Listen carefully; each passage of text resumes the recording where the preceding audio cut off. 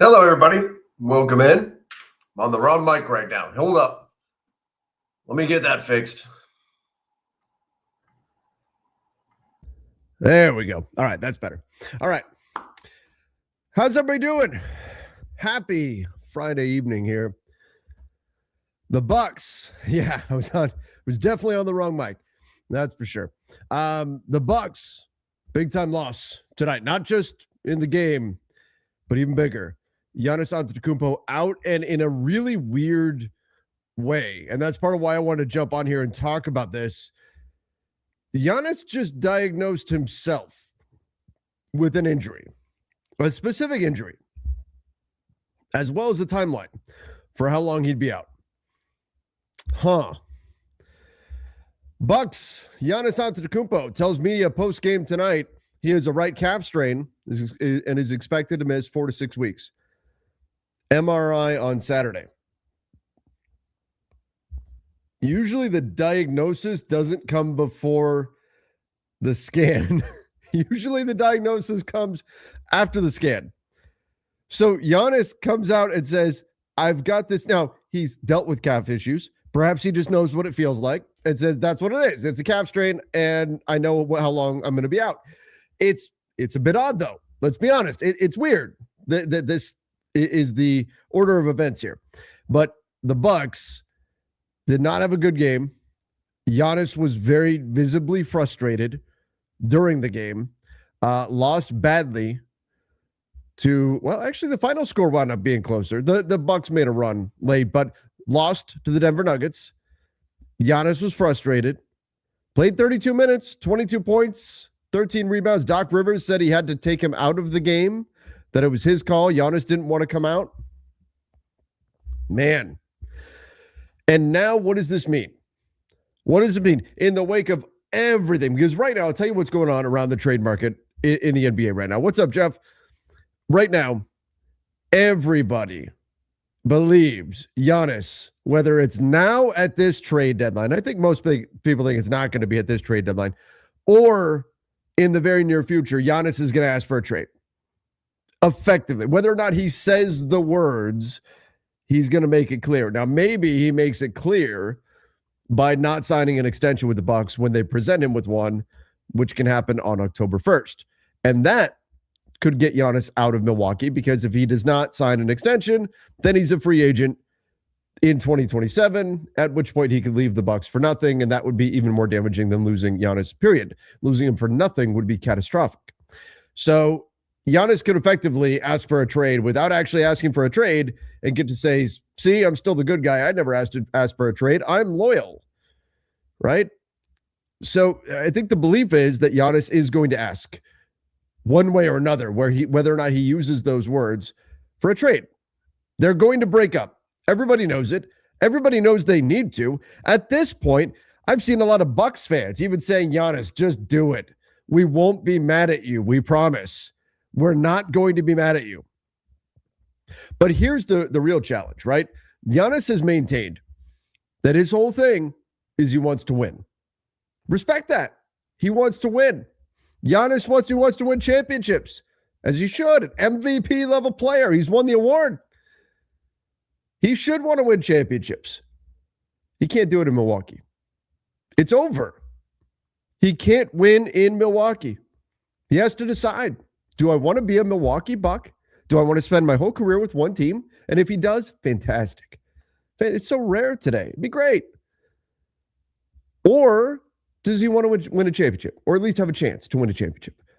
Because if that is his goal above all else, is to win a championship, he's got to get out of Milwaukee. They don't have the pieces. They don't have the assets. They don't have the players. They're not going to win a championship. Feel pretty confident in saying that. It's not happening in Milwaukee. So Giannis has to figure that out. What does he want to do? And here's the problem. The Bucks are 3-11 in games Giannis hasn't played. 3-11. They're the 11th seed right now. They're the 11th seed right now in the East. They're not even a play-in team right now in the East. What's going to happen when Giannis is out 4 to 6 weeks? Now, fortunately, we have the All-Star break coming up. in 3 weeks? We have the All-Star break coming up. So that maybe helps if Giannis is out 4 weeks. Okay, maybe he's back the other side of the All-Star break. By the way, Adam Silver is going to have to name an All-Star replacement for Giannis Antetokounmpo. So that's something that could matter if you're keeping track of All-Star slots and all that sort of thing. But where are the Bucks going to be if they continue to drop games without Giannis Antetokounmpo? I think it will only serve to drive home the point that I was already making, that you cannot win with Milwaukee. And so this on the trade market right now is only going to convince teams that much more that whether it's right now or it's over the summer or fall, really, which is a little concerning, Giannis is out. Giannis is leaving. Giannis is going to get out of Milwaukee. And so what I think this will do is only embolden teams to be more aggressive, hanging on to assets to be ready for Giannis. I mean, look at the schedule here for the Bucks. Giannis is out. Let's say Giannis is 100% correct. Giannis Antetokounmpo, MD. Eat your heart out, Doogie Howser.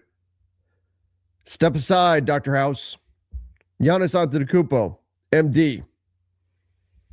Dr. Quinn's got nothing on Giannis. Oh, that's an old reference. Dallas, Philly, Washington, Boston. How many of these games are the Bucks winning? Maybe Washington. They got Indiana, a couple at Orlando, Oklahoma City. But most likely they're going to lose these games. They're going to lose a bunch of games. They're going to sink lower in the standings. It's going to be more clear that they cannot move forward. And Giannis is going to want out. So does this injury make the market finally pick up if Giannis is on the market?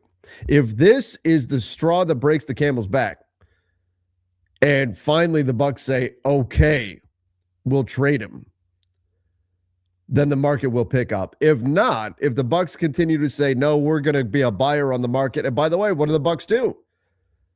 So far, all they've said is we want to buy on the market. Do they do that still? I'm not saying they're going to flip to be a seller, but do the Bucks continue to try to buy on the trade market? Talking about taking on contracts that other teams don't want? Talking about Zach LaVine, John Morant, right? These are the players that they're looking at, guys that are on contracts that are not favorable. Talented players, but guys that are considered to be overpaid. Is that what you want right now if you're the Bucks? Or do you just look at things and say, man, we're going to sink lower. We're going to sink lower. Giannis is out. We're sinking lower in the standings. We don't have a shot this year. And if that's the case, and you think a Giannis trade is coming, you probably don't want to put a Zach LaVine contract on your books. I don't think the Bucks, with their own free will, are going to say, let's trade Giannis. By the way, I think even hurt, if the Bucks put Giannis on the market right now, there would be plenty of trade offers. I'd be a little bit worried about the calf injuries starting to mount here. Like, is this going to eventually turn into an Achilles injury for Giannis? I don't want to speak that into existence, but these calf injuries are starting to become a thing. I'm a little concerned about that if I'm trading everything to get Giannis Antetokounmpo. But I think this is going to be interesting to see. What do the Bucks do? Do the Bucks continue to try to buy, hoping to convince Giannis, no, we are still committed to win right now? Or do the Bucks realize how futile it is, and at the very least, stop trying to be a buyer on the market? Or do they go full out and say, okay, it's not happening this year. We know what's coming this summer. Let's get ahead of it, and let's make a move now. And if they do that, again, I don't think Bucks fans will be mad at Giannis. But if they do that right now, boom, market takes off. As soon as the Giannis trade happens, and hopefully it would happen before the deadline. It would take a while for it to come together. I'm not saying it would happen tomorrow. But let's say the Bucks do decide to trade Giannis by the trade deadline. Whenever it happens, that would jumpstart a flurry of moves after it. Because there's a bunch of teams right now, including the Miami Heat, who have very brazenly been hanging onto assets so they can go get Giannis. There are a bunch of teams right now that are hesitating to make trades because they don't want to miss out on Giannis.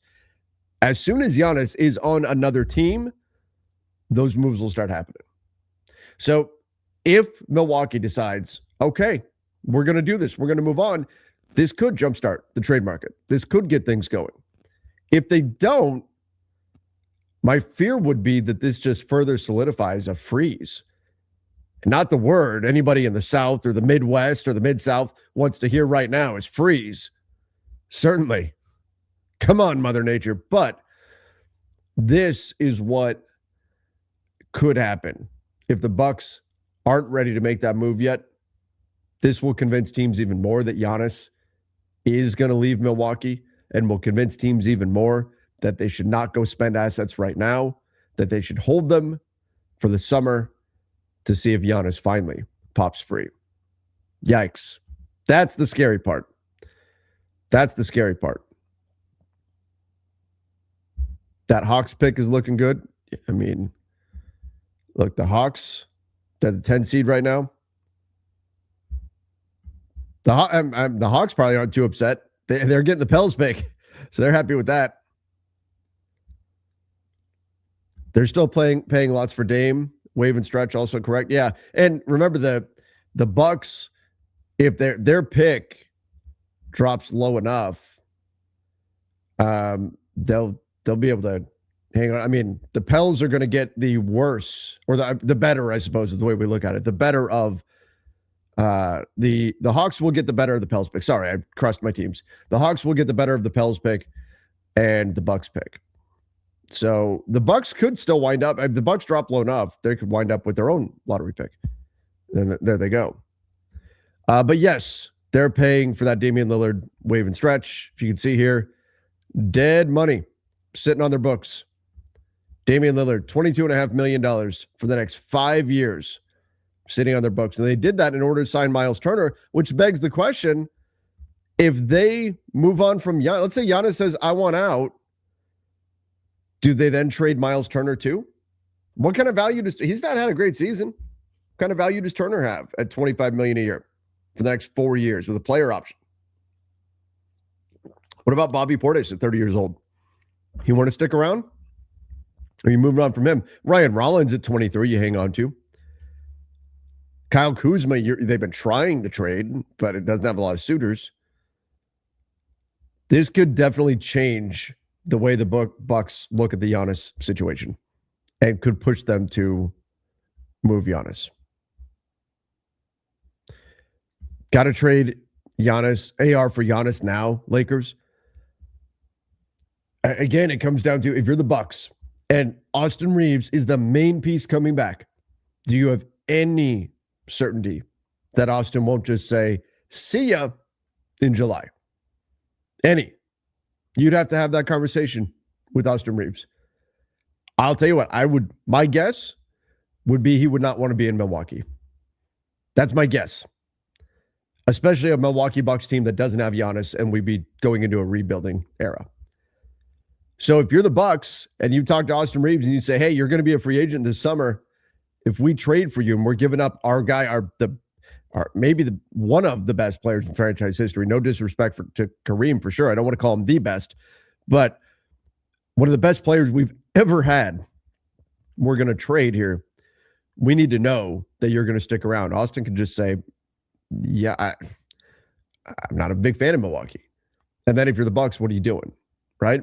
So it's not as simple as Austin Reaves is good, trade Austin, plus the one pick that you've got. Honestly, if you're a Lakers fan and you want to see Giannis on the Lakers, you need to be hoping he doesn't leave the Bucks this year at the trade deadline, because the Lakers have more draft capital available. It's still tricky, but more draft capital available this summer to go get him.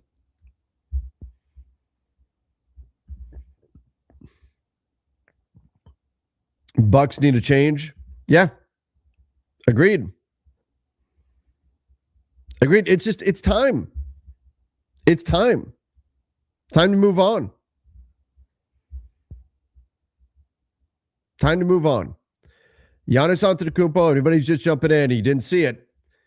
Giannis, after the game tonight, said he is a calf strain and he is now out 4 to 6 weeks. And he's dealt with calf injuries. The Bucks obviously have to be very cautious with this, very careful with this. This becomes an Achilles injury. It is obviously devastating. But Giannis, without having an MRI yet, has said, I'm out 4 to 6 weeks. The Bucks are in the 11th seed, and they went 3-11 so far on the season without Giannis. This could be the end of the Bucks season. We're deep enough in the season to where this could be it. This could just be game over, where they don't have a chance to get back into it.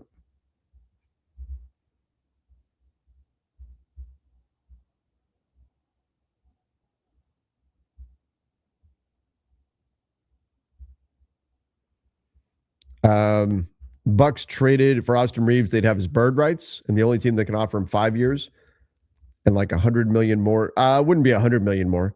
They'd have his bird rights. They could offer him the 5th year, I believe, unless they already have one. I'd have to go in and look at all the rules regarding whether he'd be a 4-year or 5-year player. But the bottom line, yes, the Bucks would have his bird rights. They could go over the cap to keep him effectively. But again, if you're Austin Reaves and you're going to be a free agent and you don't want to go to Milwaukee, that's that. That's that. Do I think Giannis should ask out? Yes. Yes. Ask out. I think he needs to ask out. Because at this point, you're dragging it on. Everybody knows where it's headed. Everybody knows where it's headed. We all know where this is going. Teams are already lining up, stacking up assets so they can try to make a run at Giannis. Everybody knows where this is headed. I think it's the best thing for the Bucks as well. Now, if I'm the Bucks, I'll tell you one thing I'm doing. If I'm the Bucks and Giannis wants out, I'm trying to hunt down my other picks. And see if I can get a hold of them. Like Portland has some of the Bucks picks. I'm trying to see if I can figure out a way, kind of like the way Brooklyn did when they traded Mikal Bridges to the Knicks. They got their own picks back before they did that, because if you're going to go into a rebuild, you're going to tank, you need your own draft picks. So if I'm the Bucks, I'm trying to hunt down my future first-round picks. You've got a first-round pick going to New Orleans. You got a first-round pick in 2028 going to Washington. Now, some of these are pick swaps. You got a first-round pick, another one go to Portland. Got a swap going to Portland. I'm trying to see what I can do. What can I offer those clubs? If I'm going to trade Giannis and start a rebuild, I need to get those picks back. I need to figure out a way for some of the value from the Giannis trade to be used in getting my draft capital back. Because otherwise, all you're going to do is jumpstart another team if you go full tank mode right now.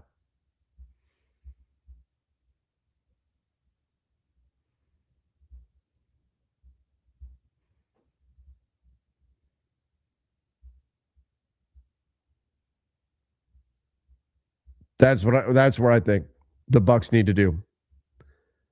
Watch OKC get him. Giannis trade also include his brother. I mean, that or they would just waive him. They would just waive his brother. Thanasis.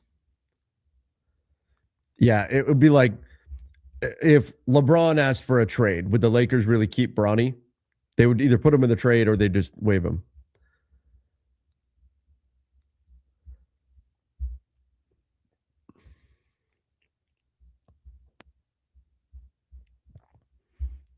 I heard Milwaukee wants to move on from Kuzma, but what realistic trade market is there for him? There isn't one. Teams right now don't want to take on his contract, not given the production. $22.4 million right now on the books, $20.3 million for next year.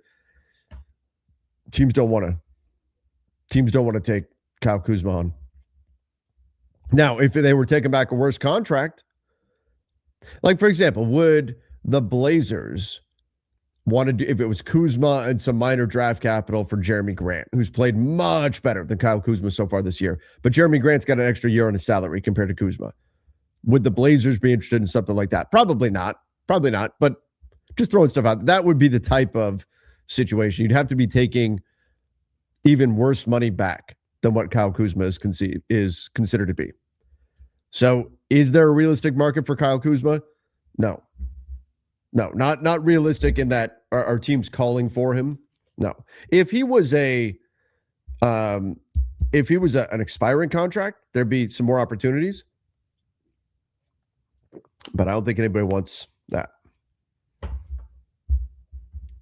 It's funny because it's always the big market teams that's trash trying to poach away from small market teams like the Bucks, New Orleans, etc. Don't cry big market, small market here. The Bucks have had so many opportunities to build around Giannis, and they did build around Giannis, and they won a championship with Giannis. It just is what it is. This is not, look, my preference would be for Giannis to stay with the Milwaukee Bucks. That would be my preference, would be Giannis to stay with the Milwaukee Bucks. I think it's cool to see a player play their entire career with one city. I think seeing the connection with the fans, it's special. That's what I would like to see happen here.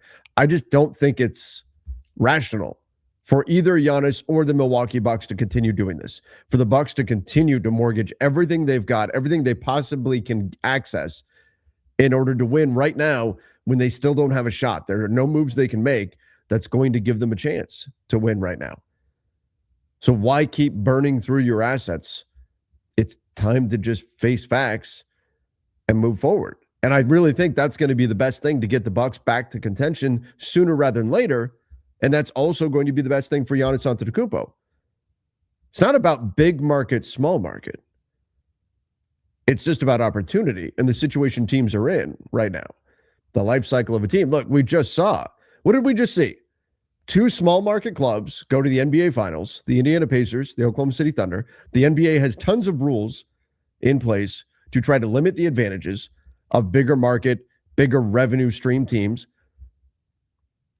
There are going to be inherent advantages with certain bigger market cities. There are going to be inherent advantages with larger fan bases. There are going to be inherent advantages weather-wise and things like that just, you're not going to be able to legislate those things out. But this is not poor small market Milwaukee Bucks getting picked on here by big market clubs. This is in the best interest of the Bucks if they were to move on. Look, if there was a path for the Bucks to keep Giannis and contend, I would be saying do that. I would prefer to see Giannis stay with the Bucks for his career. This is not about big market clubs swooping in and trying to pick on a small market team. I promise you, small market teams are going to be calling for Giannis too. They're going to. Look, 29 teams are at least making the phone call because it's Giannis, because he's that good. Yes, we've heard about the Knicks' interest. We've heard about the Heat, their interest. But every team is going to be making that call, and they're going to be interested in Giannis Antetokounmpo. This is not a big market, small market thing. And small market clubs, if they are managed well, like the Thunder are, can be successful in today's NBA. And it's what Adam Silver's push towards parity is all about.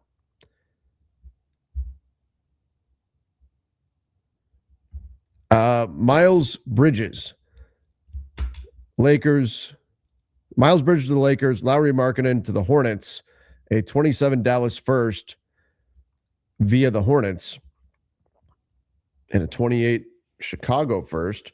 28 Lakers swap. Gabe Vincent, Grant Williams, Rui Hachimura. So the Hornets are giving up Miles Bridges. And they're getting, plus a few firsts, and they're getting Lauri Markkanen. The Lakers are giving up Gabe Vincent, Grant Williams, Rui Hachimura, and a swap.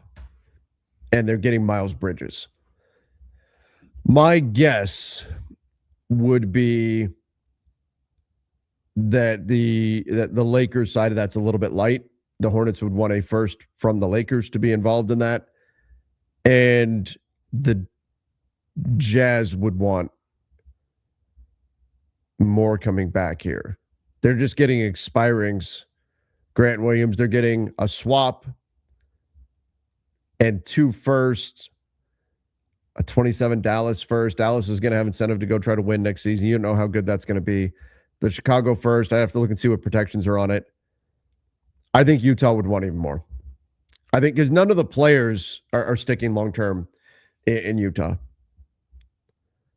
It's an interesting idea, but I think they would want more.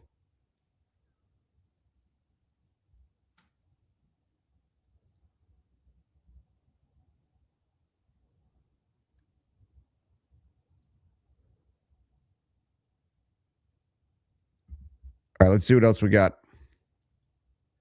Yeah, I don't see the Jazz going with that.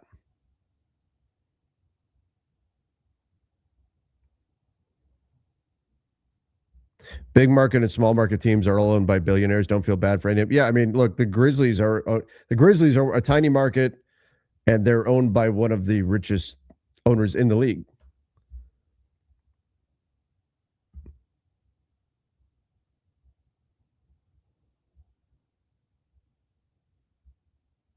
It is about big market to media. Why is there this sense that there's this? It's a weird thing that I've seen, and I'm sorry, I don't mean to, pick on you here or anything, Northside Corey, but there's this weird thing that I've noticed a lot of. There's this persecution complex from Bucks fans that are convinced that everyone in the media is out to get them and trying to get Giannis to leave their team because they're a smaller market. And there's this media-driven agenda. I speak to a lot of media members. I have never heard anyone ever say, man, I just hope Giannis leaves. Is it being talked about? Yes, because he's effing Giannis. Of course it's going to be talked about because he's a top 5 player in the league. Top 3, maybe. Any of those guys get in trade rumors, and it's going to be talked about a ton. Doesn't matter what city they're playing in. Wemby suddenly wants out of San Antonio. My God.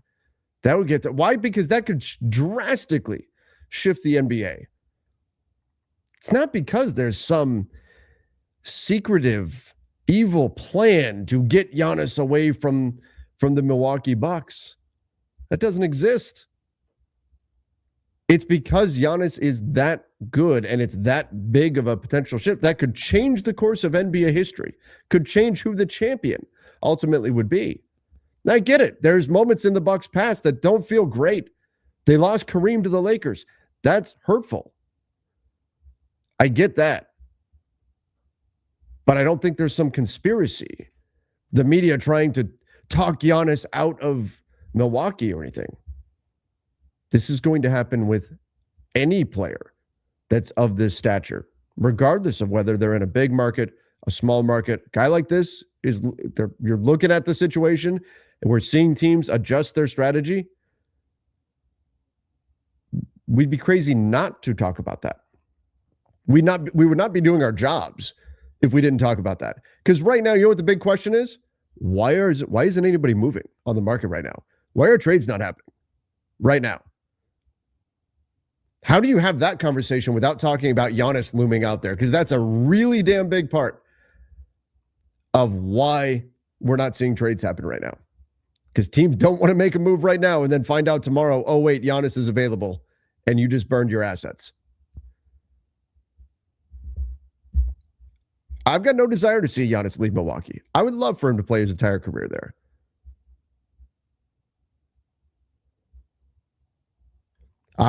This makes sense. Social media is pushing Giannis to leave, not the media.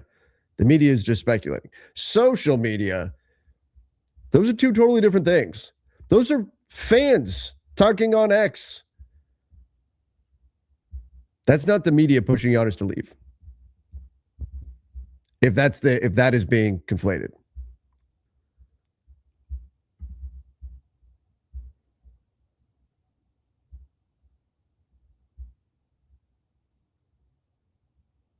Not a Bucks fan. They do the same for Ant, MPJ, etc.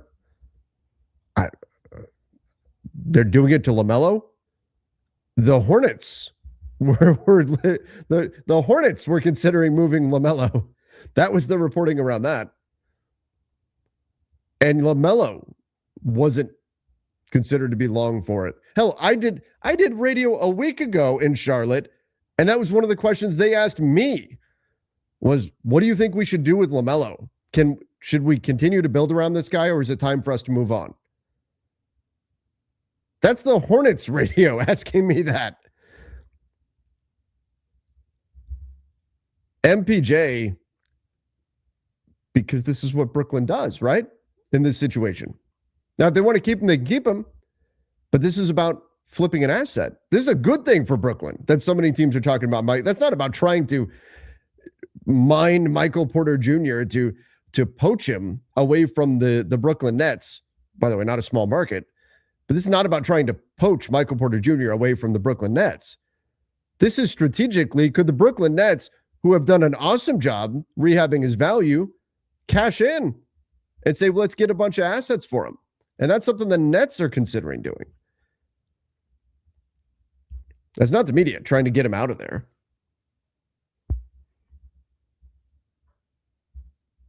As far as Ant goes, I don't think anybody believes Ant's leaving.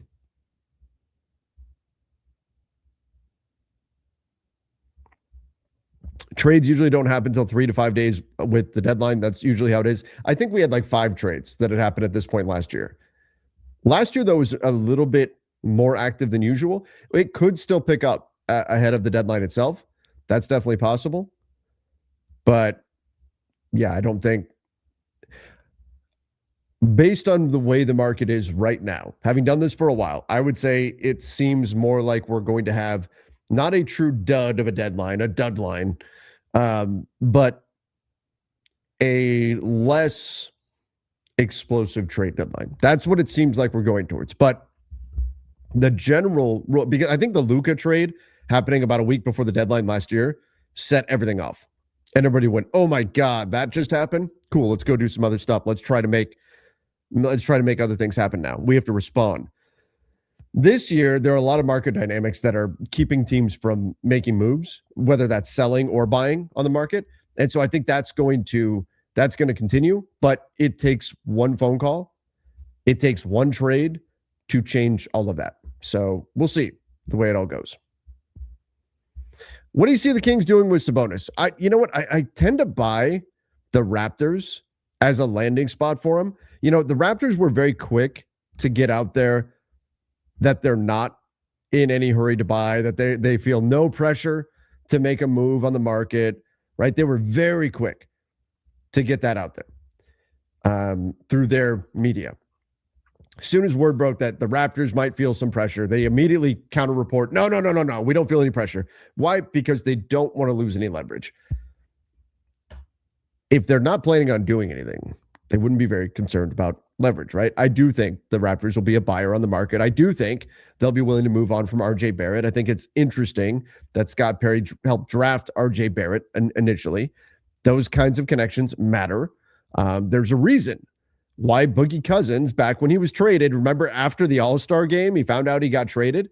Back in the day, that was the first instance of a supermax contract actually driving a player out of their incumbent team when the whole plan was to allow the player to stay. Instead, the Kings said, supermax, no, we're not paying that. We better trade this dude.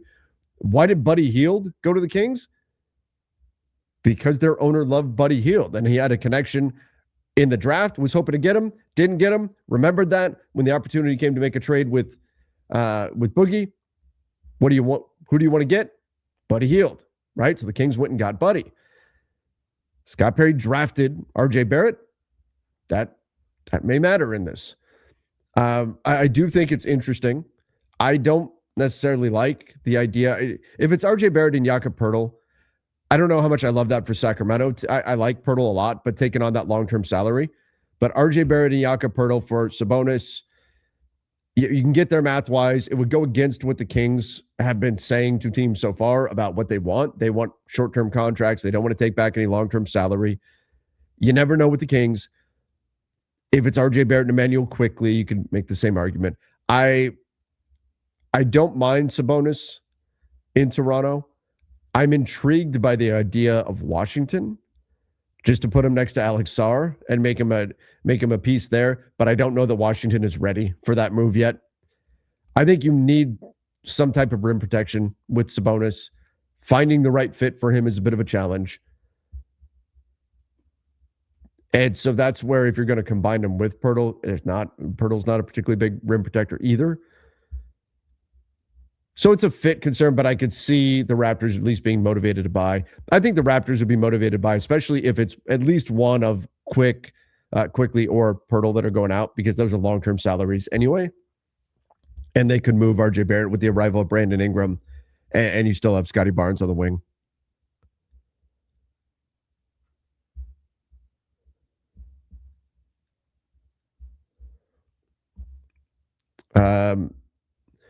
Lakers question here: can they drop the protections on the 27 pick to Utah so they can access that second rounder?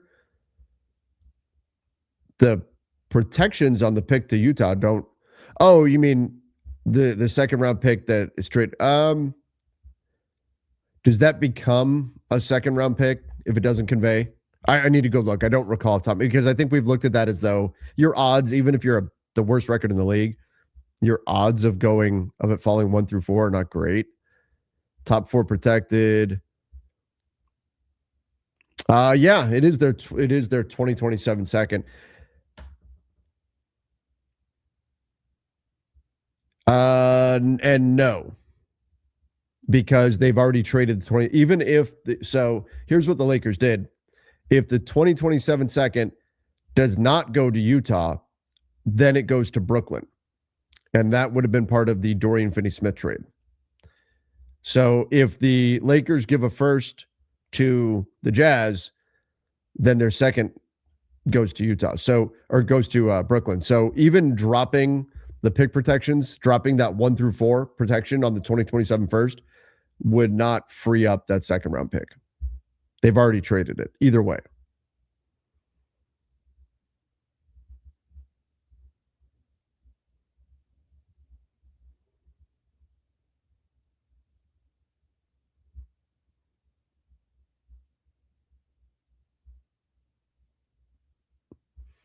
Milwaukee next to Giannis is arguably the best fit for Sabonis, right? But they already have Turner.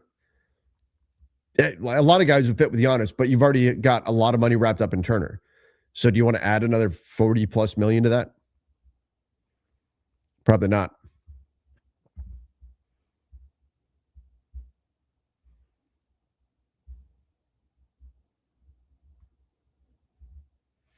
Dark horse team, Ryan says, for Giannis. Portland. Reunite Dame and Giannis, but in Portland? Wouldn't that be something? Denny, Scoot, Grant, plus 4 firsts, including Milwaukee's own picks back. That's interesting. Scoot Henderson, Jeremy Grant, they don't have a whole lot of value. I mean, Jeremy Grant's contract is still, he's been much better this year than he was last year. But you look at Jeremy Grant's contract, it has that player option for $36.4 million. Probably not a lot of positive value there. And then Scoot Henderson, he's just not panned out up to this point, dealt with a lot of injuries, but only 1 more year under contract. But Denny Avdia would be a real prize there. That's interesting. But then what are you left with if you're Portland? What are you left with at that point? Are you left with anything that you can go win with? You say, okay, Giannis, take a seat for the rest of the year, and then you'll play with Dame next year. It's Klingon, Shaden Sharp, Dame, Giannis, and Drew. And then you make a run. Would Portland have more sustainable success if they just wait? Oh, and Tamani Kamara. I shouldn't have left him out.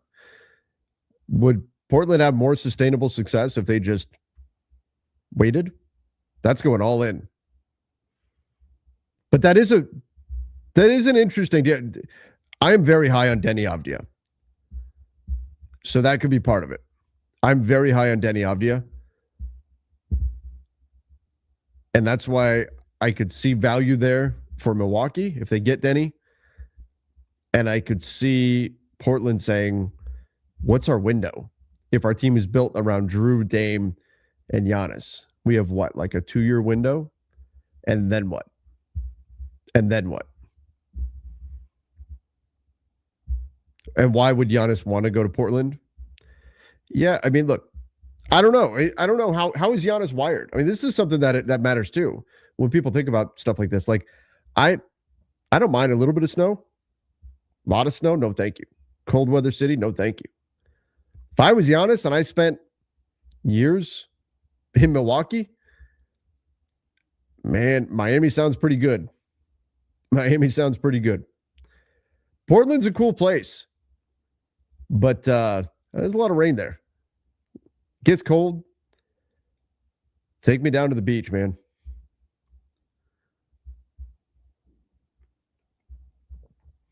Giannis and Curry is an automatic chip with a decent supporting cast. Yeah, how are you getting Giannis, though?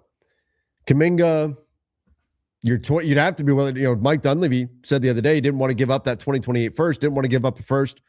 That was when Curry's probably going to be gone. I don't blame him. If I'm an opposing team, that's the first I'm asking for, is this one, the 2027, 2028 first. If I'm the Warriors, I don't want to move that first at all.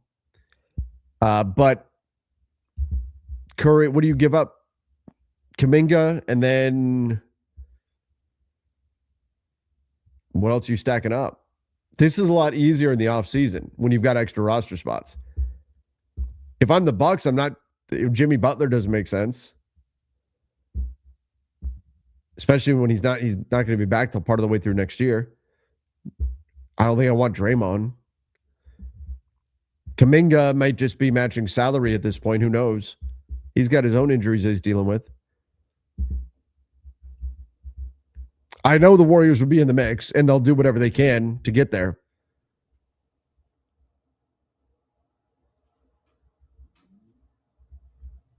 Stop trying to send him to the awful Heat organization. I'm not. Look, I would love to send him, to have him stay in Milwaukee. I'm just saying, me personally, I'd be looking at getting to some warm weather.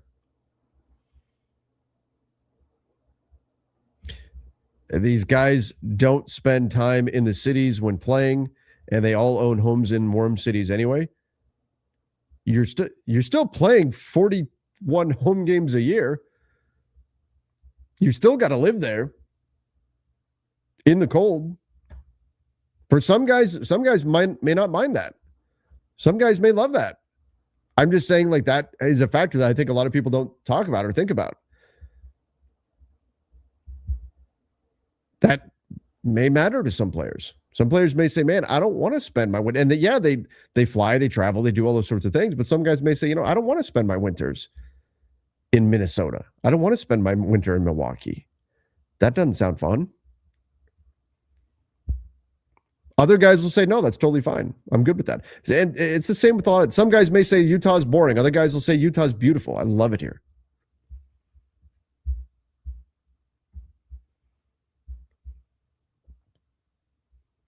Rules for players getting traded and coming back in free agency? There aren't any. As long as it's a new season.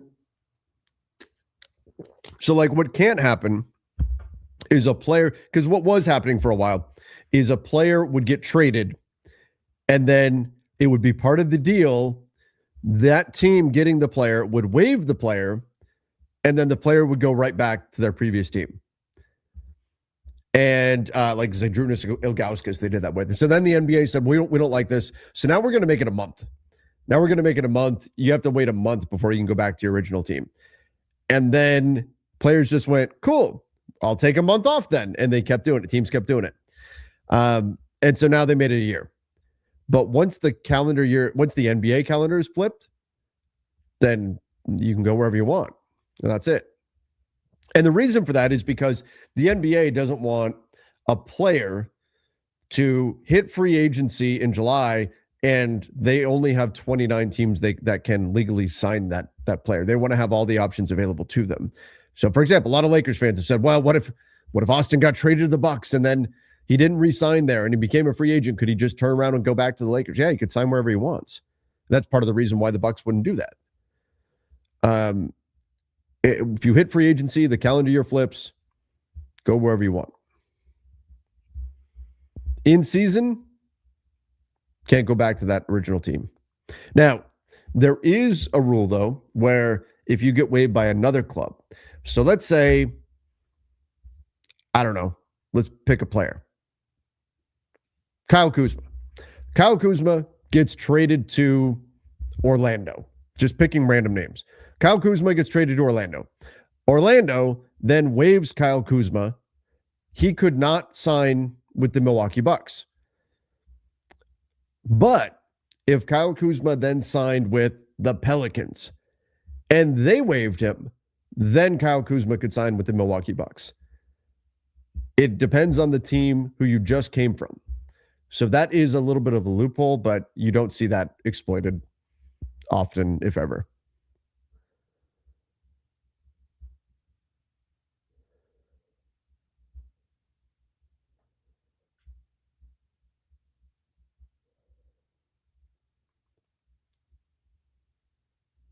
As a Minnesotan, we would never want to live in California. Yeah, look, everybody teach their own, right? I'm not trying to say one is bad or anything. I'm just saying for me, I'm not a fan of super cold weather.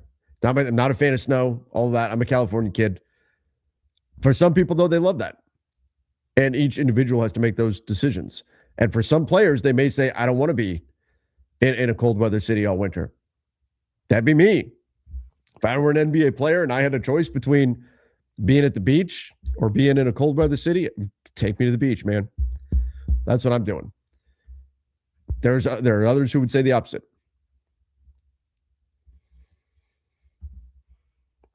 He lives in Greece in the off season. I know, but you still got to be in those cities. Arun, did I miss your super chat? I think I missed it. Oh, this one. Giannis and Luka is legit Showtime, money to mark, win-win. Well, but how are you getting him? Like, I honestly think the Lakers, if they were trying to get Giannis, their offer would probably be beat by a number of other teams. I think they would have a better shot if they were to try to make that trade this offseason when they can package together potentially 3 first-round picks. But even then, I think some other clubs would come in. They'd be able to offer better young talent, like Dalton Connect being a bust this year. And I don't want to put the bust label on him, but so far this season has not worked out for him. That certainly hurts them in terms of the amount of assets they could put into a trade. It would really just be they would have a lot of financial flexibility to absorb money and not have to send out salary, not have to send back salary, plus the ability to put potentially 3 first-round picks into a deal. That's really what they have. But I think other teams would beat that offer. And so I don't see that happening. That's not to say they won't try. And they should. Right? Because you never say never. Like in an NBA where Luka is a Laker, you never say never.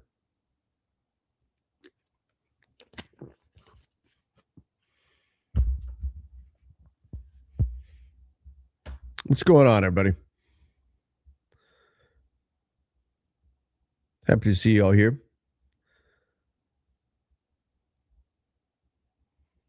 Too much pollution in California. It's changed a lot. I can say that. From when I grew up there as a kid.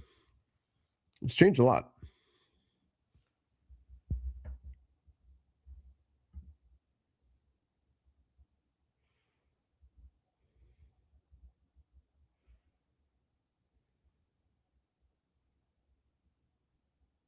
Where could LeBron go this offseason?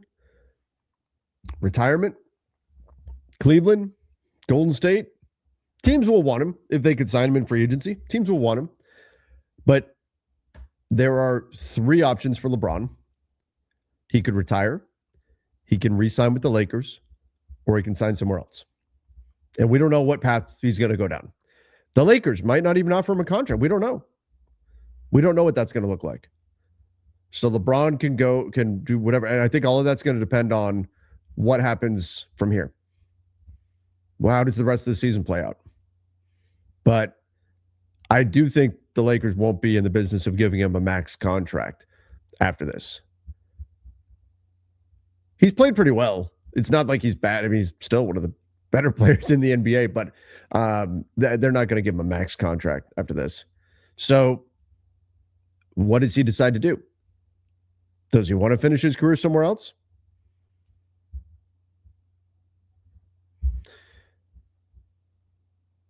Can the Lakers sign and trade Austin Reaves for Giannis? In theory, yes, this summer. In theory. Now, not only Austin Reaves. Well, actually, yes. Only because the Lakers would still have excess cap room to use that they could use to absorb the remainder of Giannis' salary. But yes, they could. But keep in mind, Austin would also have to want to sign with the Bucks. That's not up to the Lakers. That's up to Austin. he would want to agree to sign. He would have to want to go to the Bucks in order to keep that, in order to make something like that happen. And Giannis would have to, I would imagine, want to go to the Lakers since he would be extension eligible. And that's the way they would have to make that work.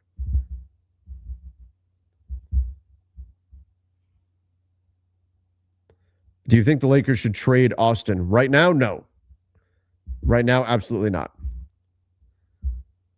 Right now, if they were to trade him, you're not going to get.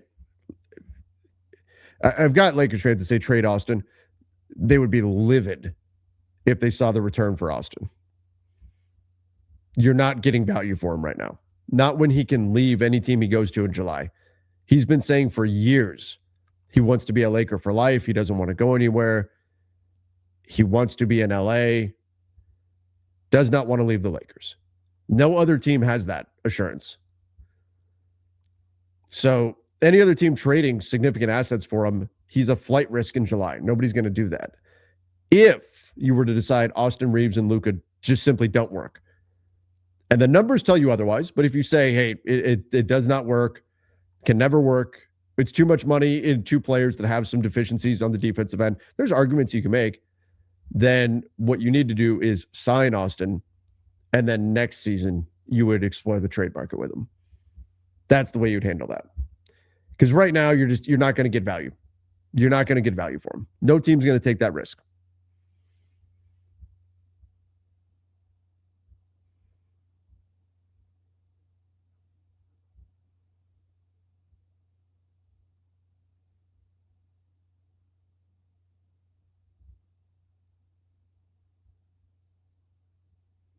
Sham said on Pat McAfee, either LeBron retires, takes a year with the Lakers, then retires, or joins another team. Yeah, I mean, those are the options, right? Relationship with Jeannie is broken. I mean, the report is they're going to meet to mend fences or whatever.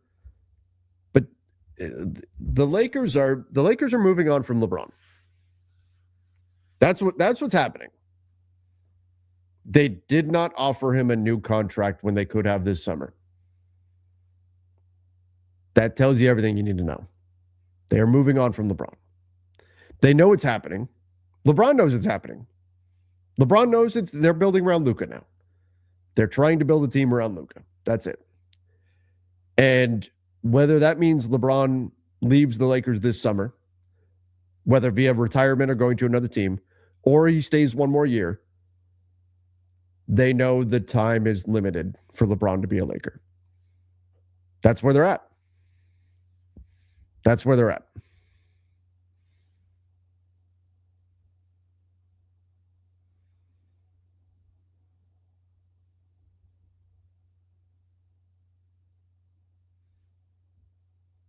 I don't. Austin is worth a max contract. Do you? Oh, Raider said. So are you saying that that you would not give Austin Reaves a max contract? I guess let me ask you this. If Austin Reaves gets a max contract offer from Utah, I have no idea why Utah would want him. None. But let's say Austin gets a max contract offer from Utah, and the Lakers offer, by the way, a max for Austin is different than a max for LeBron. A max for Austin is different than a max for Luka. Austin is a 25% max. Austin is a 25% max, which means his max salary would be about $41 million starting. So Utah offers him 41. Let's say the Lakers offer him, I don't know, let's say the Lakers offer him 30. He's putting up this season, 27, 6 and 7, something like that. Oh no, I said it. And then Austin says, Utah gave me a max offer. If you guys don't match that, I'm going to go. Are you willing to lose him? What do you do? Still too much? 30 is too much? He's been what? Top 15 in the NBA?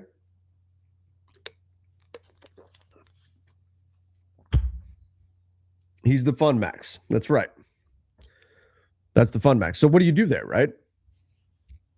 Do you lose him and say, well, we're not gonna go there? I don't think so. I don't see that happening. The Lakers love Austin. I don't think they'd be willing to lose him to another team like that. Now, Austin has also said that he doesn't need some crazy contract either. So maybe there's a middle ground they can negotiate. We'll see.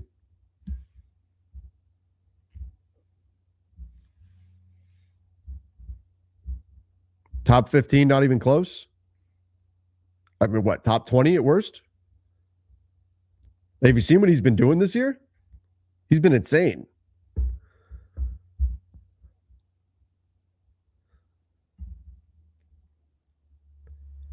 Pay Austin Reaves because his cap hold is small this offseason, so we can sign other players, go over the salary cap, and sign AR. Yep. That would be the plan. You keep him on the books at like a $20 million cap hold, then pay him more. Off you go.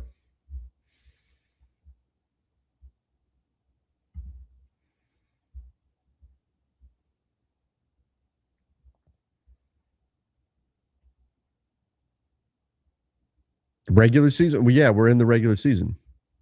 What do you mean? Hadn't shown up in the playoffs? Oh, but he has. He actually has more games of playoff success than he does of not. Now, it's just been the playoff struggles have been more recent. Last 2 years, playoffs have been rough, especially this last season. It was rough. And if that happens again, look, that's the other thing. If he gets to the playoffs again and it struggles, he's probably not getting that max deal. So there's that too.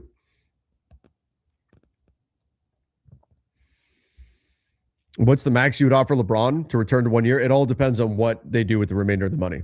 So let's say they have $57 million in cap room to work with.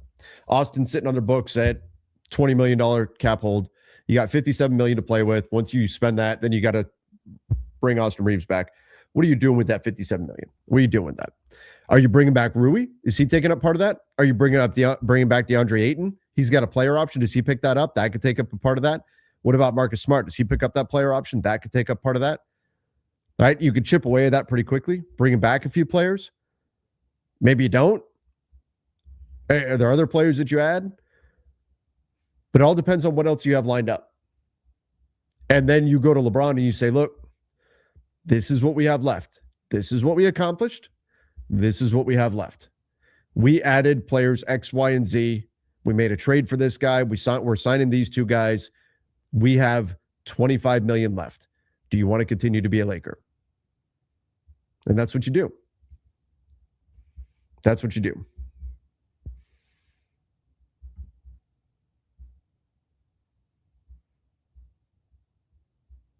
Which teams other than the Lakers are paying him close to a max, Trevor? The Jazz.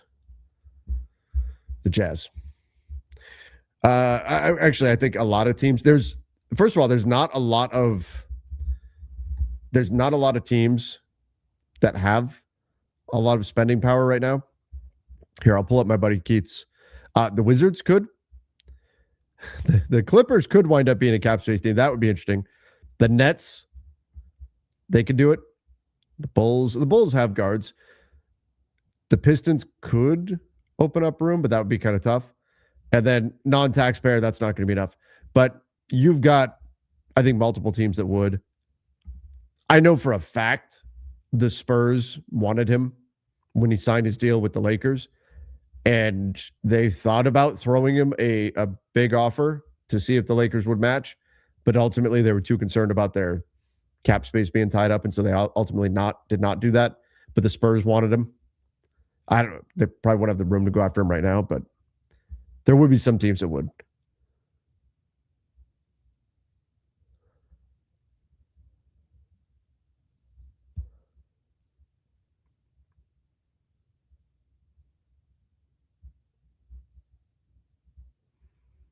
Pistons, yeah. Can the Lakers build around Luka and Austin if he re-signs or if he leaves? How could they build just around Luka himself?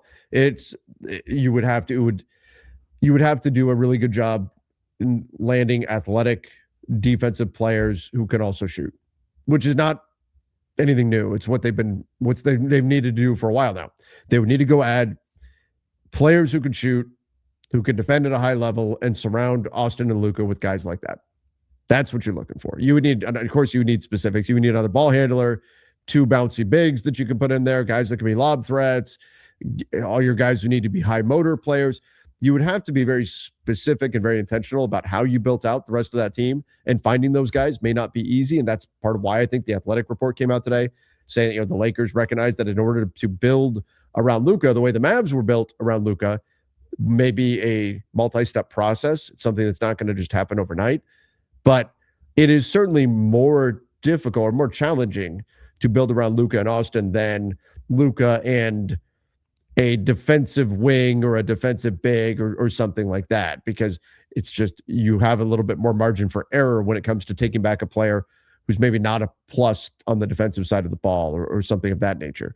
If you were building around Luka and Evan Mobley would be infinitely easier than building around Luka and Austin. Building around Luka and Anthony Davis would be easier. Now, injury, I'm just picking defensive players that play at a different position.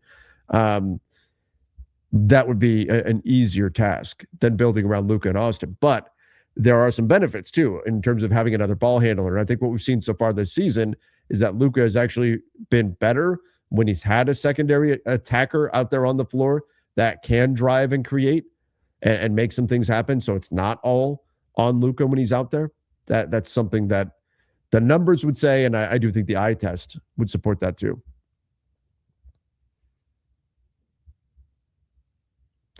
Wizards have Trey, but he's also a free agent this summer.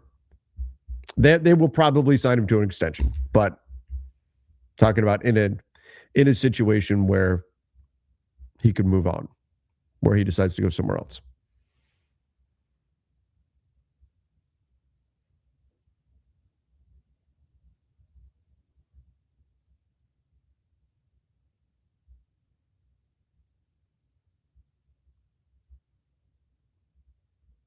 You think I'm going to leave Lakers Nation this summer? Where am I going?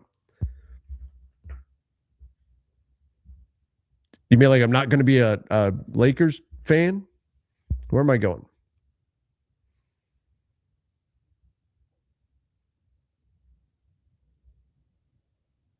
No, I don't own Lakers Nation. Where you are right now, a basketball bulletin, I do, though.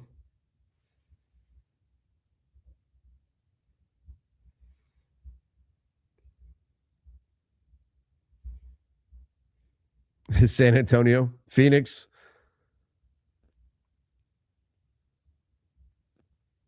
The Clippers. Man, that's tough.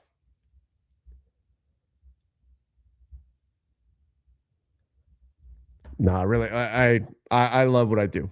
I love what I do. My daughter actually asked me the other day. She said, if you could do anything other than your job right now, what would you do? I didn't really have an answer because I was like, I could say do this for another company, do this for, go do ESPN or something like that. But I love what I do.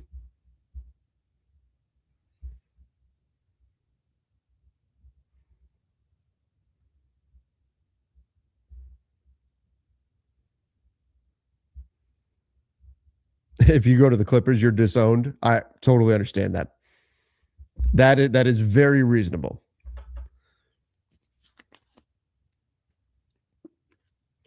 And besides, I talk about the entire league. Can I be Lakers focused? Yeah. But I do talk about the entire league. But this is a little, I know we're talking about trade rumors and stuff, and this is a little behind the scenes and all that. But when I first got into this, when I very first started this, before I even thought I would be doing something like covering the NBA full time, before I ever thought I would have the conversations that I've had with players and general managers and all the different people that I've gotten to talk to and the things I've gotten to do and all of that, when this was all just beginning, I made a conscious decision that I didn't go to journalism school. I went to college and got a degree in history and political science. That's what my degree is in. That's what my bachelor's is in. I wasn't going to follow the traditional journalism path. And that meant I wasn't going to turn in my fan card when I started covering the team. I wasn't going to turn in the fan card. I wasn't going to say I'm impartial, because I feel like the people who do that, and more power to them, but the people who do that, who say, well, I'm not a fan of any team anymore, I feel like their fandom does still show through in what they're doing, oftentimes in ways that they don't necessarily intend. And I don't think it's reasonable to expect somebody who's covering this league to really grow up as that's not a fan of any team whatsoever. So I decided I'm just going to be very upfront that this is the lens that I'm looking at things through. Am I biased? Hell yes, I'm biased. And I try to recognize that bias and call that out whenever possible and be upfront about it, so you know what angle I'm looking at things from. But I couldn't be authentic. I couldn't be me if I tried to say I'm not a Lakers fan, right? If I tried to say, oh, no, I'm impartial, I don't favor the Lakers, right? Yeah, I grew up a Lakers fan. My first memory literally is of watching the Lakers as a kid. I wasn't going to be able to hide that. So I decided rather just be upfront and just tell everybody, this is what I am. This is who I am. This is why I cover this team. This is why I have the passion that I do for this sport. That's it.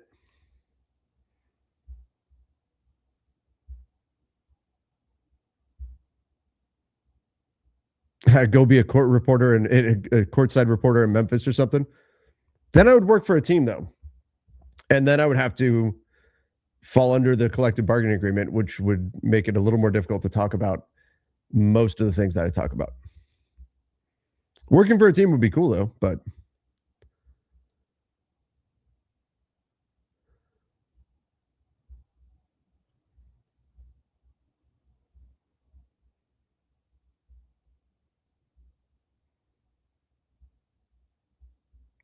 lucky man who actually loves his job. Man, that's what I knew I wanted to make sure. That was my number one priority, was I wanted to make sure that I was doing something that I loved. I've done jobs that I hated. I've done that. And if some of you know what I'm talking about, it can be soul crushing. You know, I taught for a long time, and I taught a careers class. I would tell kids all the time about how important it is to find something that you love, find something that you truly enjoy doing, because then it doesn't feel like work. Then it doesn't feel like something you have to do, and you're just going through the monotony and doing it just to make ends meet. Find something that you love and figure that out. It's so important. And not everybody's fortunate enough to I'm very fortunate to get to do what I do. I asked this on LN. Do you think the Lakers backing out of the Mark Williams trade raised red flags around the league and made other teams hesitant to do business with him? Probably, yeah. I wouldn't say it had zero effect. They're already, every team, just like if you're trading in fantasy sports or something, you've got your certain teams that you tend to go to, certain friends that you go to. GMs develop relationships like that too. And they'll have certain teams that they do business with, they connect with, they have an easier time getting things done with. That'll be a thing. But yeah, I mean, it doesn't reflect well. Doesn't make teams more confident to do deals with the Lakers. If LeBron leaves, how would they replace him? I don't think replace is really the way. They would be changing how the team would be built. They'd be trying to use the flexibility that would be created to, whether it be via trade or free agent signings, add pieces that would fit around Luka. That's the idea. If LeBron were to leave. And we talked about a lot last summer that if LeBron they were so far over the cap last summer that LeBron leaving wouldn't have actually opened up very much spending power. So you effectively would have a very similar team just without LeBron. That's not good. This summer, they would actually have a significant amount of spending power. Now, maybe you could say they don't have anybody to spend it on. They wouldn't find a trade to facilitate. That's a different conversation. But there are more avenues to building out the team without LeBron than there would have been last summer had that happened then.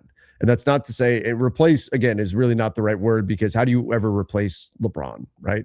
He's still amazing. I don't think you're necessarily replacing. You're just changing the way you're building out the team. How much preparation do you do every day for your work? I don't know. I don't chart it. I don't keep track of it. I do some kind of work every single day. 365 days a year. I do something. There have been, I guess, there've been a couple of days over the past year where I did nothing, but I don't take days off in general. I go on vacation. I still do stuff. My wife hates it, but I do. How much preparation do I do? Honestly, it's kind of constantly keeping track of everything, staying on top of what's going on around the league, talking to different people, all that kind of stuff. It's not a 9 to 5, that's for sure. When I was a teacher, I would go to school at 7. I would teach my classes. I'd go coach after school, 6 o'clock. I'd be done. Sometimes I would have some grading to do and stuff, but usually I wouldn't. And then that time would be off. That's not the way this is. Very different. But like I said, I wouldn't change it.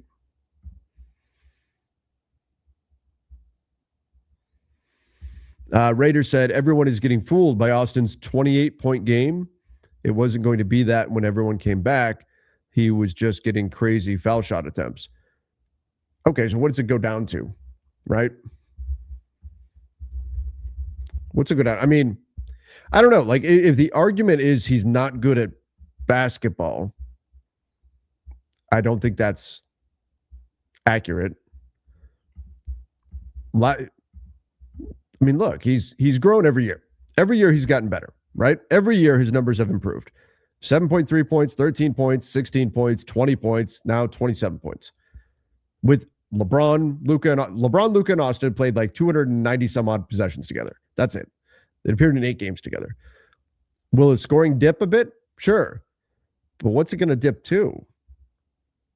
Is it going to dip to 15 points per game? No, he's probably still going to be over 20 points. And then what is that number if it's Luka, and what numbers are you putting up next year if it's Luka and Austin and there isn't a LeBron? Because that's what the Lakers have to figure out. And that's more reflective of the 27 point per game number. Now, again, is he going to shoot 51% from the field all season? Maybe not. There could be fluctuation in there for sure. But it's not like he's a 8th man or something like that that's putting up 12, 4 and 3. That's just, it's not what he's been doing this year. He's not a perfect player. It's not a superstar that is just crushing teams night in, night out. But the things he's pulling off right now, the things that he's done this season, man, I mean, I saw that kid when he was a rookie at Summer League, when he hit that game winner. And I never would have imagined he would get to the level he's at right now.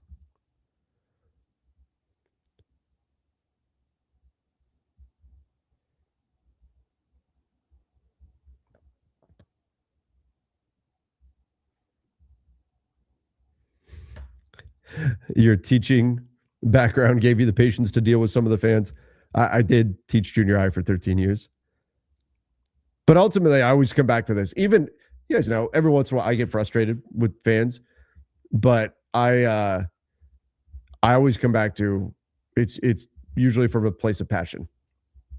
It's usually from a place of passion. People care. And we may have different opinions on things.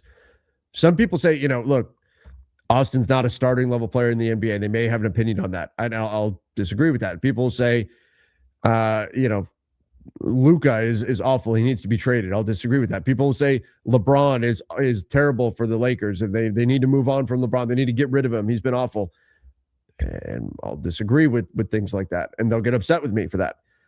It's okay to have differences of opinion. It's okay to not believe the same thing, to believe the best way to get from point A to point B is something different than the way I see it. That's okay. That's okay. And the fact that we all have this passion for this sport, the fact that people are this invested into it, all that means is that even though we may have different ideas, we may see different things, we may experience the game from different perspectives, we're all still sharing an experience. And that's a very powerful and very connective thing. human beings sharing an experience is an incredible way for people to build a connection with someone else. And especially today when we are more disconnected, I think, on an interpersonal level than ever before. It's so easy, even you go out publicly and people are not conversing with each other, they're staring at their phones, and I do it myself. Building these communities and things are a way to create those connections. There's elements to what is happening in sports media and social media in general that goes beyond basketball. And so I try to remember those things as well. People may be upset in the moment or disagree with me in a moment or say I'm an idiot or whatever, but they're doing that because they're passionate about what we're talking about. And that passion is going to lead to connection.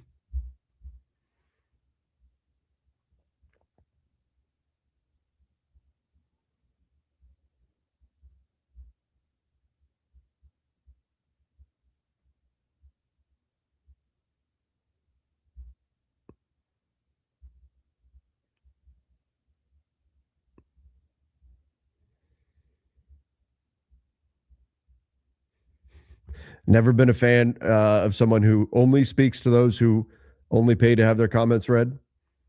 Oh, good thing I'm not doing that. Like on Lakers Nation, we get so many super chats and such that it's hard to find the time to answer all the questions that are not. Like I tend to prioritize those because somebody's paying to ask us a question or something.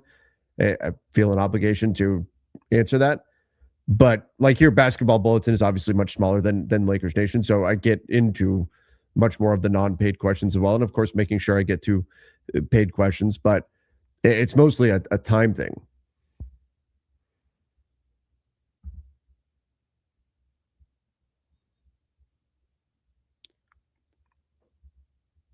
Whatever happened to the other speaker with you? He was cool. Donnie? Oh, he's probably asleep right now. But no, Donnie's awesome. I love working with Donnie. Have so much fun talking basketball with Donnie every day. He's great. He's great. That's why Donnie's still on the thumbnail. Donnie and I are both on the thumbnail, even if it's just me or if it's just Donnie on the show. There's times where I can't jump on here, and Donnie will take it. For example, if I were to, I don't know, these storms coming up, if I lose power, you guys are gonna see a lot of Donnie.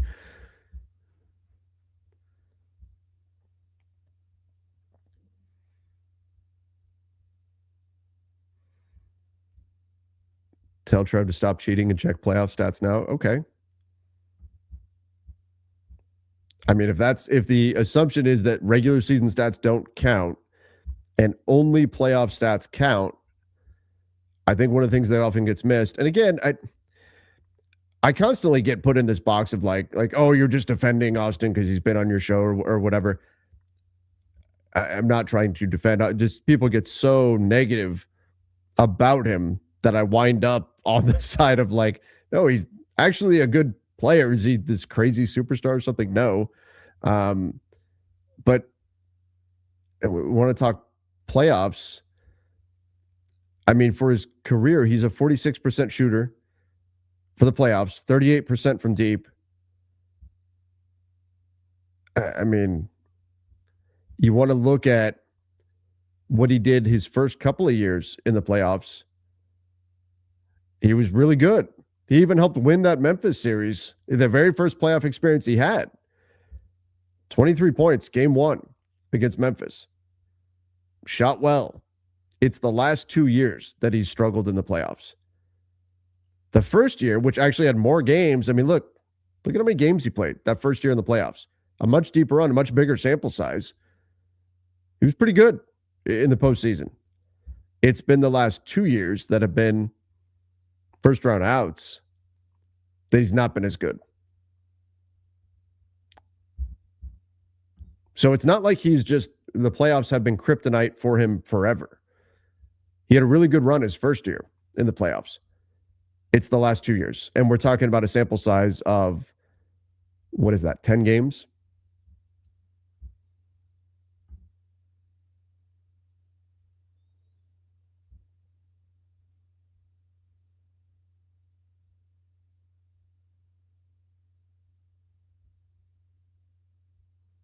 What's a realistic team you see Austin signing for long term if he gets traded? The Lakers don't offer him an extension. I don't know. Like, they don't really have the money to do it, but I do wonder about Memphis, just how close they are to his hometown. Like, that maybe would have some appeal to him. I really don't know. Like, I've not had these conversations, but I think there would be a number of teams who would be interested. We would get stuck with an untradeable contract. If he look, it's same as any player. If Austin Reaves gets a big contract and then stops producing the way that he is right now, then yes, that will be a difficult contract to trade. That's true of any player. You can say there's more certainty with some other players that they're going to produce at that high level.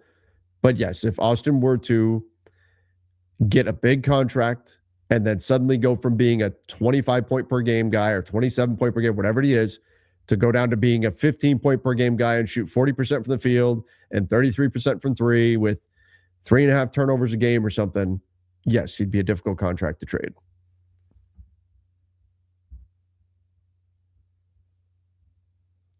You build that channel in 1 year. This channel has really been going, the Basketball Bulletin has been going like a year and a half that we've really had it actually working on it, going.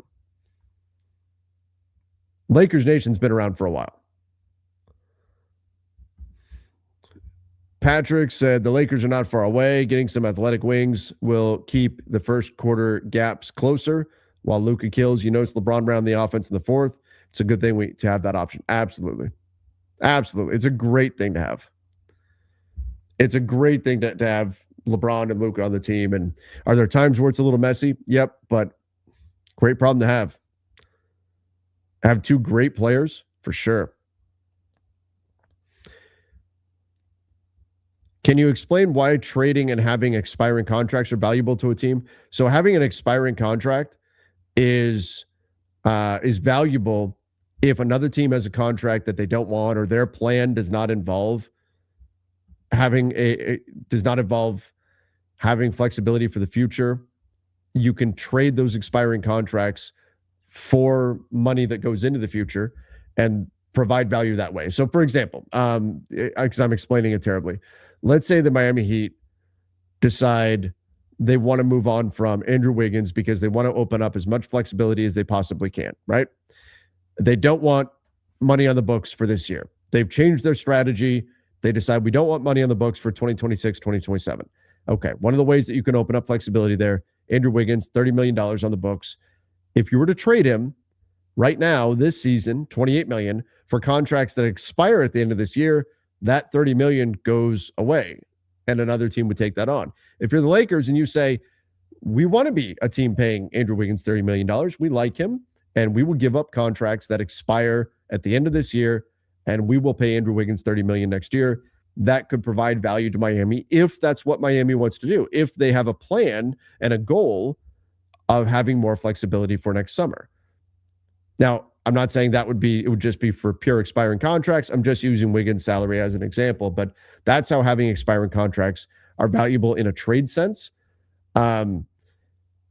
They are valuable as well if you have the ability, if you want to have more flexibility over the summer, it's valuable to have players on expiring contracts because then that gives you the flexibility. Just because a player's on an expiring contract doesn't mean you have to get rid of them.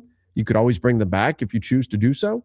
But let's say Rui Hachimura expires. The Lakers want to bring him back. They can re-sign him. They can do that. They can give him an extension all the way to June 30th.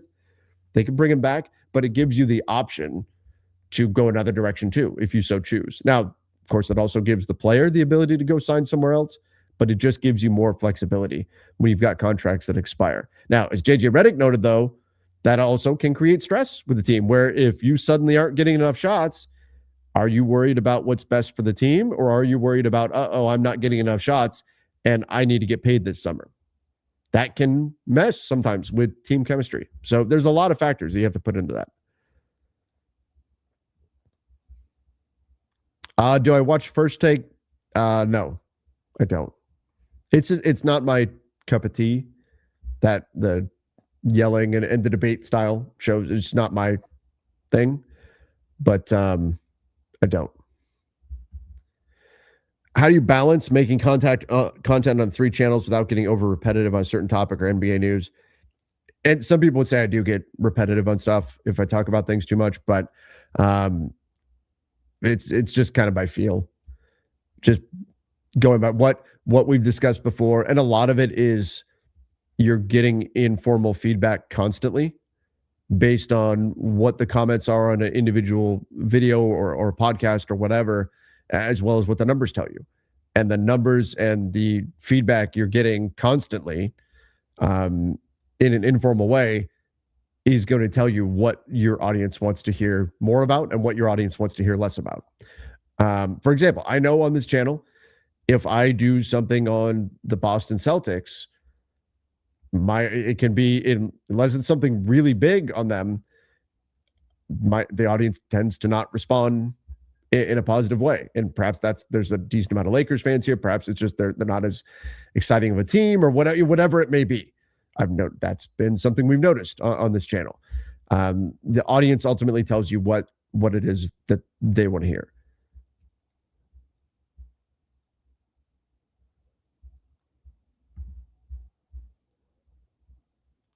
What's been going on with Ron and Matt the Optimist? Haven't seen them on Lakers Nation for quite a while. They're still around. In fact, Matt may fill in for me tomorrow, depending on what power looks like and all that. But they're still around. And I was just talking to Matt about how I got to get him back on another show. They get busy doing all kinds of different things. But yeah, those guys are still around. They'll still be on.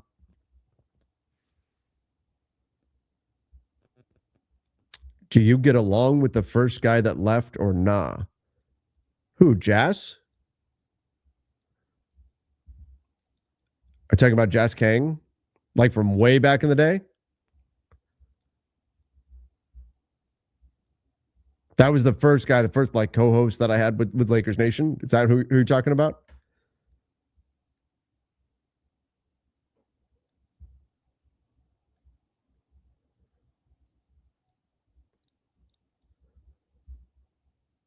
Let's see.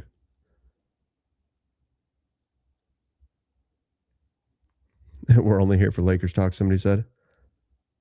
Let me see what else is in here. You know he sucks in the playoffs, man. Come on. I know he did. Like, it'll just be seen as an excuse. He was playing through an injury in the playoffs last year. He was bad in the playoffs the year before. If he's bad again, that's going to get reflected in the contract. We'll see.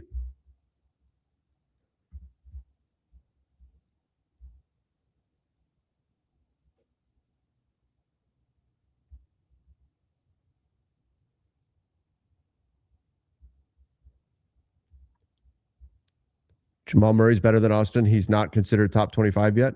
Okay. Yeah, I mean, Jamal Murray's been great. He's been on a tear this season. He's been fantastic.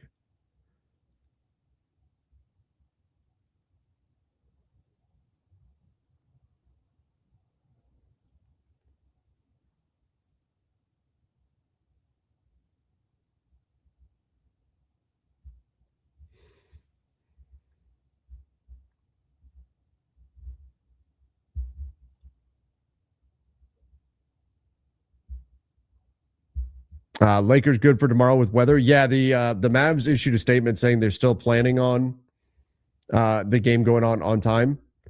We'll see. Obviously, as the weather's coming in, it should be already hitting Dallas. We'll see ultimately what that looks like. Yeah, I know it's been an hour and a half. I still have to record the Lakers Nation podcast too, and I've been on longer than I intended, but I'm having fun talking hoops with everybody.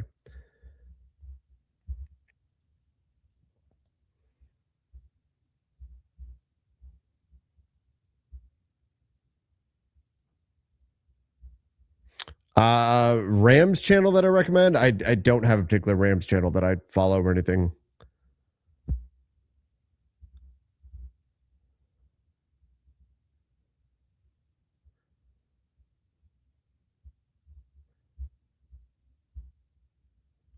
Do you have time to rest? After the trade deadline. Yes. After the trade deadline. OKC versus Denver in the West Finals, if healthy, who you got? That's a great question. I will say the tie goes to the champion right now, and that's OKC. But man, I think Denver could beat them. I think Denver would have a real shot. Denver, I think when Denver's healthy, they're going to be very, very good.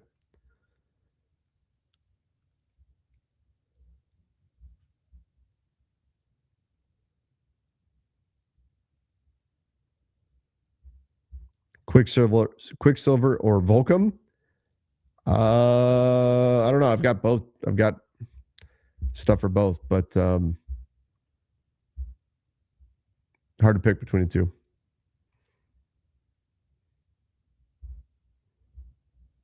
Is Chris Masters coming on anytime soon? I don't know. Chris has been so busy with wrestling and everything. I still hear from Chris every now and then, but it's not like during the pandemic when he couldn't go wrestle and so he was on all the time. He's constantly traveling.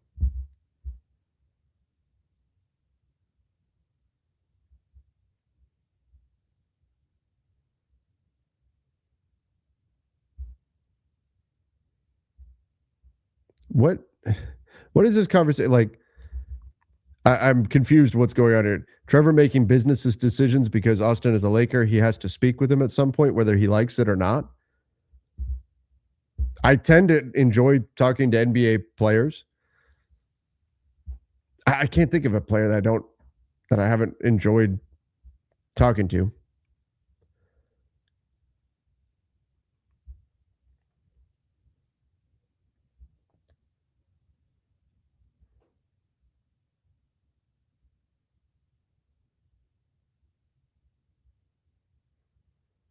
Jordan, thank you. Appreciate that. Hope you're doing well. Don't let the negativity of Lakers NBA season get to you. Keep up the great work. Well, thank you. I do. And no, I love what I do. Love getting to do this.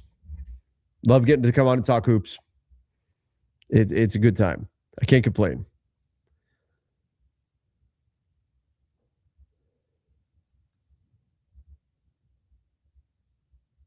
Bruce said, yeah. So Bruce saying, I know it's just because it's not common, but Dallas weather is considered severe right now. It's funny to those of us who live where it's minus 40 with 30 inches of snow. I get it. It's not. So in the places that are really in trouble or could be in trouble, depending on how all this weather goes, it's because they're not prepared for this type of stuff. Like they don't have a bunch of snow plows and stuff. They're going to come dig them out all the time. They're not icing their roads. They're not set up for that. And snow would be one challenge, but it's the ice that causes the power lines to snap and power to go out. And then it's freezing cold and there's no power. And it's difficult for the utility companies to get to the power lines and fix them. So it's all of that. Yeah, it's all of that. But yeah, I get it. It's, oh no, it's snowing someplace and it's going to be in the 20s, and people are acting like it's Armageddon. It's more the danger of the power going out and not being set up to handle that situation.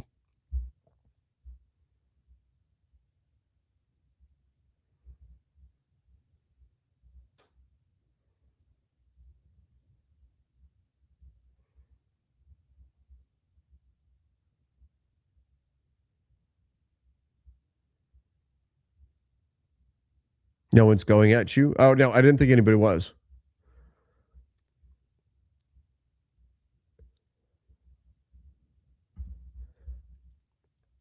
I'm so glad I spawned in California. I mean, California, you get to deal with earthquakes. But yeah. Greetings to the Dominican Republic. Welcome in. The DR. Started watching the team every game after discovering your channel. Your passion is contagious. Appreciate all the job that you do. Well, thank you. I appreciate that very much. Very much. All right, everybody. How's my weather? We'll see. We'll see. Hoping everything turns out okay. Have I gone to career day at my child's school? I have not. I did do something at the junior high I used to teach at. Why haven't the Lakers tried to get Gafford? Because I don't think the Mavs will trade with the Lakers. Can't see that happening. Okay, everybody. Earthquakes are better than, bad weather. Yeah, I think it's to each their own. I grew up in Southern California, dealt with earthquakes. I remember the Northridge earthquake. Um, yeah, it's a different thing. It's a different thing. I mean, if you live in the Midwest, you live in the South, you're dealing with tornadoes. Arizona is just the heat. You do get the dust storms though there too, but it's not quite like earthquake or tornado or something like that there as much.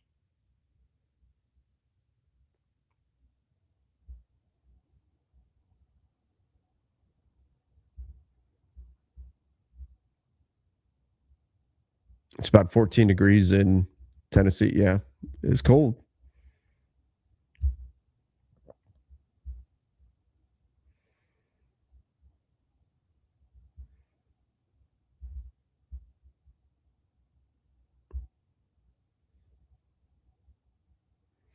All right, everybody. Since we're on weather and all that, Arizona has flash floods. Yeah, but like, I mean, I lived in Arizona for a long time, and there wasn't anything in terms of natural disaster wise. Arizona pretty low risk for anything. All right. I need to get over and record the Lakers Nation pod for tomorrow. Get that one done. I did want to jump on here and talk Giannis, that whole situation, the unfortunate injury and all of that. And ideally get some sleep at some point. But appreciate all of you for jumping on. Little late night hoops talk. Sorry if we got rambly a little bit at the end there, but all of you guys are awesome. Thank you. If you have not done it yet, please make sure you hit that subscribe button, and we'll see what tomorrow brings. Till then, everybody, see ya and stay safe.